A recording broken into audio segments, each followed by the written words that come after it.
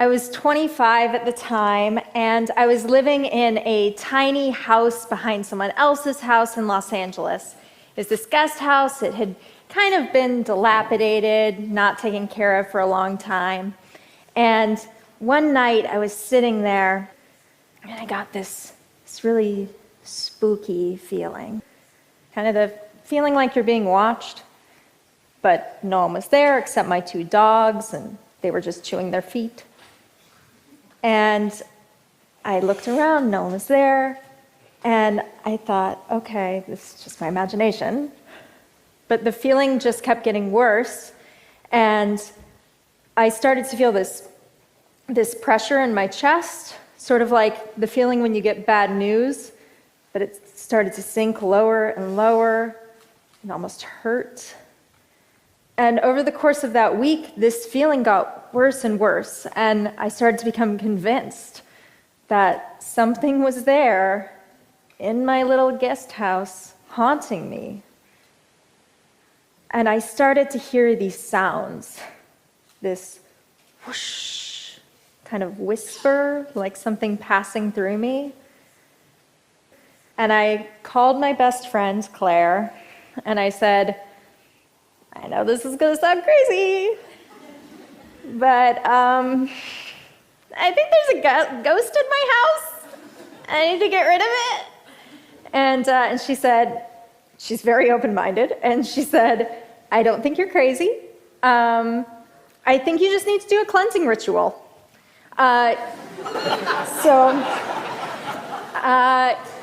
Get some sage and burn it and tell it to go away.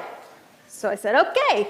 And I went and I bought sage, and I had never done this before, so set the sage on fire, waved it about, and said, go away. This is my house. I live here. You don't live here. But the feeling stayed. Nothing got better.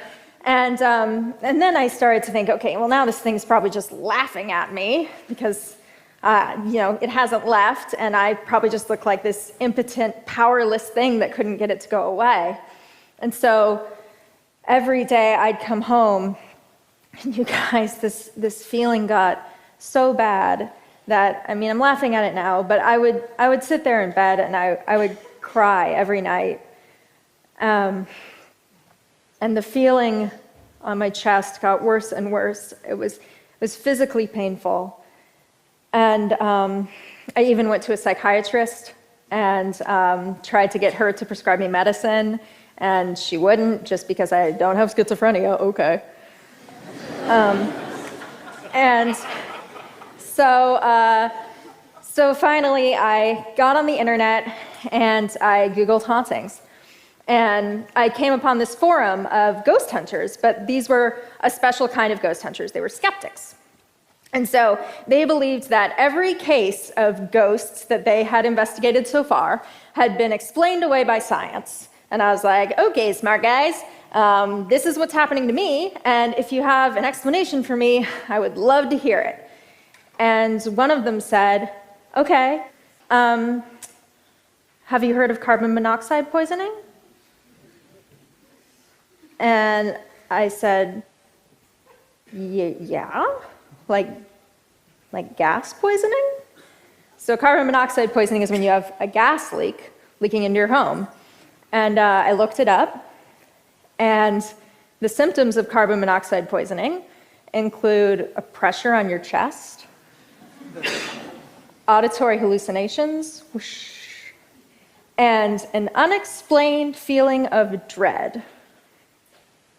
So that night, I called the gas company. I said, I have an emergency.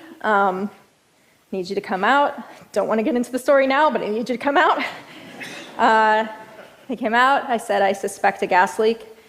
They brought their carbon monoxide detector, and the man said, it's a really good thing that you called us tonight, because you could have been dead very soon. 37% of Americans believe in haunted houses. And I wonder how many of them have been in one, and how many of them have been in danger.